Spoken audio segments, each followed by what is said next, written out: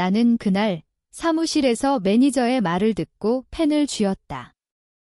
여기 서명하세요. 더 나아요. 그는 미소 지으며 말했다. 하지만 그 순간 내 인생이 산산조각 날 줄은 몰랐다. 나는 김지은, 32살, 서울의 한 대기업에서 8년째 일해온 평범한 직장인이었다. 매일 아침 지하철을 타고 출근하며 가족을 위해, 미래를 위해 참아왔다. 남편과 어린 딸, 그리고 병든 어머니를 부양해야 했으니까.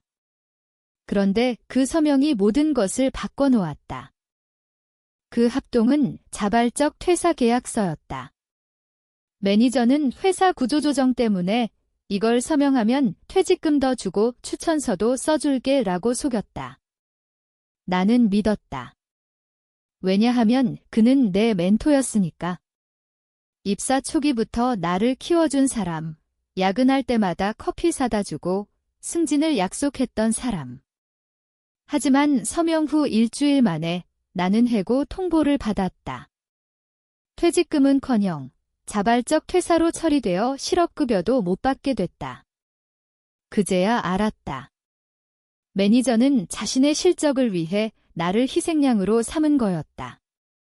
회사에서 여직원 중에서 가장 오래된 나를 가족 부양자라는 약점을 이용해.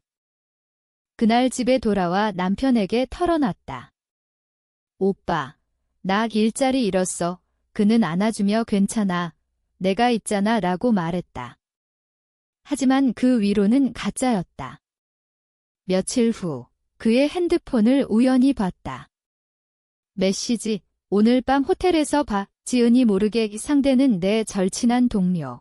회사에서 함께 점심 먹던 수진이었다. 그 둘은 이미 반년째 불륜 중이었다. 내 해고 소식을 듣고 수진이 이제 지은이 없으니 편안해 라고 보낸 메시지까지. 가슴이 찢어지는 고통이었다. 나는 왜 이렇게 바보처럼 살았을까? 남편을 위해 꿈을 포기하고 회사에서 참아온 모욕들. 상사가 저자라서 그런가 하며 무시할 때, 동료들이 뒤에서 험담할 때 다 참았다. 가족을 위해. 어머니의 병원비 때문에 더 절박했다. 어머니는 치매 초기였다. 매달 약값과 요양비가 수백만 원. 남편은 내가 벌 테니 걱정 마라고 했지만 그의 수입은 점점 줄어들었다. 알고 보니 불륜 때문에 돈을 쓰고 있었다.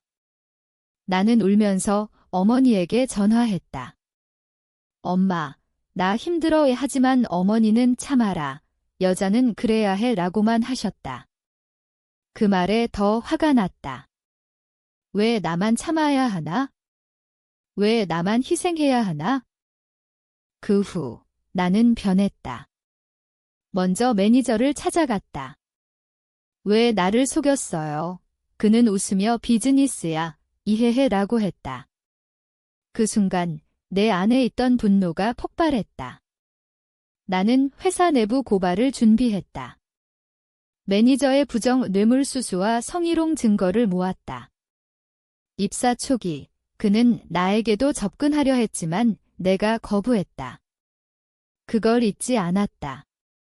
동료들에게 물어봤더니 피해자가 더 있었다. 남편과 수진에 대해서도. 나는 변호사를 고용해 이혼 소송을 준비했다. 증거는 충분했다. 메시지, 호텔 영수증, 심지어 CCTV까지. 수진은 회사에서 잘렸다. 그녀가 매니저의 편을 들어 내 해고를 도왔다는 사실이 드러났으니까. 남편은 울며 빌었다. 미안해. 실수였어. 하지만 나는 실수. 내 인생을 망친 게 실수야. 라고 소리쳤다. 어머니에게는 솔직히 말했다. 엄마, 더 이상 참지 않을게. 어머니는 처음으로 미안하다. 내가 왜 그렇게 살았는지 이제 알겠어. 라고 하셨다. 그 말에 눈물이 났다. 나는 새 일자리를 찾았다. 작은 스타트업. 하지만 내 능력을 인정해주는 곳. 매니저는 회사에서 쫓겨났다. 내부 감사로 그의 비리가 드러났으니까. 그는 이제 실업자, 가족에게 버림받은 상태. 하지만 복수는 끝나지 않았다. 나는 수진을 만나 내가 한 짓, 영원히 후회할 거야 라고 말했다. 그녀는 울며 사과했지만 이미 늦었다. 그녀의 불륜 사실이 회사에 퍼졌고 그녀는 업계에서 소문난 사람 됐다. 이 모든 게 끝난 후 나는 딸을 안고 한강을 걸었다. 엄마, 이제 행복해? 딸이 물었다. 나는 이제야 진짜 나로 살 수 있어. 하지만 마음속으로는 아직 아프다. 배신의 상처는 사라지지 않지만 적어도 나는 더 이상 참지 않는다. 당신이라면 이런 상황에서 어떻게 할까? 나는 그날 이후로 잠을 제대로 못 잤다. 머릿속에 매니저의 미소, 남편의 메시지, 수진의 웃음소리가 맴돌았다. 서울의 밤은 추웠다. 아파트 베란다에 서서 담배를 피우며 생각했다. 왜 나만 이런가? 어린 시절부터 아버지가 떠난 후 어머니와 함께 살아온 나는 항상 강해야 했다. 학교에서 왕따 당할 때도, 대학에서 아르바이트하며 학비 벌 때도. 그런데 왜 성인이 돼서도 같은 고통이 반복되는 걸까? 다음 날 회사에 출근했다. 아니, 이제는 전 회사였다. 짐을 챙기러 갔을 뿐 동료들이 힐끔힐끔 쳐다봤다. 수지는 피했다. 나는 그녀를 잡아 왜 그랬어? 우리가 친구 아니었어? 라고 물었다. 그녀는 미안, 나도 살기 바빴어 라고 중얼거렸다. 그 말에 웃음이 나왔다. 살기 바빠? 나도 그랬어. 그런데 너는 내 등을 찔렀지. 집에 돌아와 남편과 대면했다. 그는 무릎 꿇고 빌었다. 지은아, 제발 용서해. 딸 때문에라도, 딸. 그 말에 화가 치밀었다. 딸 때문에. 내가 불륜할 때 딸 생각은 안 했어. 나는 소리쳤다. 그는 고개를 숙였다. 그 순간 그의 약점이 보였다. 그는 겁쟁이였다. 직장에서 잘리지 않기 위해 나를 이용한 거였다. 그의 회사도 내 전 회사와 거래가 많았으니까. 나는 복수를 시작했다. 먼저 남편의 불륜 증거를 그의 상사에게 보냈다. 익명으로. 이 사람이 회사 이미지를 망치고 있어요. 다음 날 그는 호출받았다. 승진이 취소됐고 감봉됐다. 그는 집에 와서 나에게 화풀이 했다. 너 짓이야? 왜 그래? 나는 차갑게 웃었다. 내가 시작한 거잖아. 어머니 병원에 갔다. 어머니는 내 아버지도 이렇게 떠났어. 참아라라고 하셨다. 하지만 이번에는 아니, 엄마. 참는 게 답이 아니야? 이제 나 혼자 살아볼게 라고 말했다. 어머니 눈에 눈물이 고였다. 그제야 알았다. 어머니도 평생 참아온 사람이었다. 매니저에 대한 복수는 더 철저했다. 나는 과거 피해자들을 모았다. 3명의 여직원. 우리는 함께 고발했다. 노동부에, 언론에. 기사가 나왔다. 대기업 매니저, 성희롱과 부정으로 해고, 그는 모든 걸 잃었다. 아내가 이혼 소송을 걸었고 자식들이 등을 돌렸다. 수지는. 그녀는 새 직장을 구하려 했지만 소문 때문에 실패했다. 결국 지방으로 내려갔다. 그녀의 SNS를 보니 후회해, 미안해 라는 글이 올라왔다. 하지만 나는 답하지 않았다. 이 과정에서 나는 지쳤다. 울고, 화내고, 때론 후회했다. 하지만 변했다. 더 강해졌다. 새 직장에서 나는 리더가 됐다. 후배들에게 자신을 지켜라고 조언했다. 한강 산책로에서 바람이 불었다. 딸이 손을 잡았다.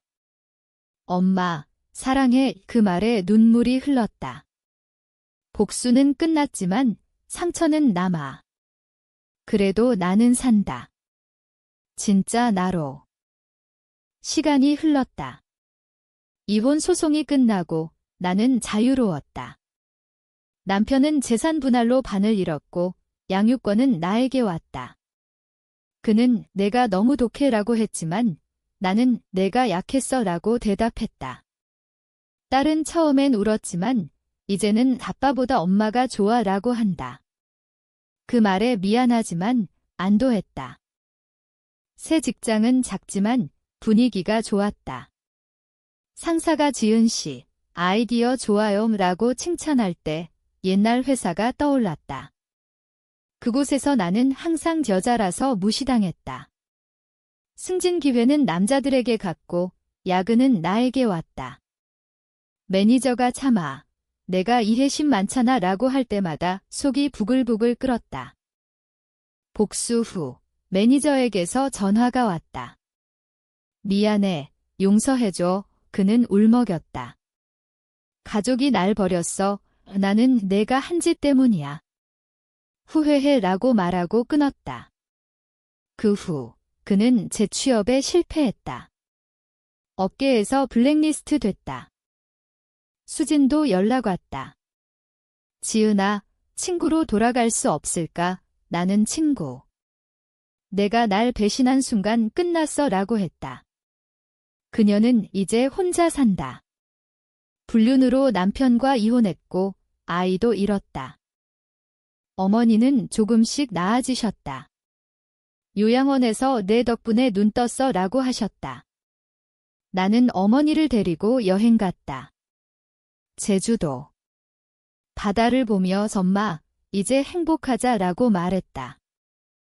하지만 밤마다 꿈을 꾼다. 배신의 순간들.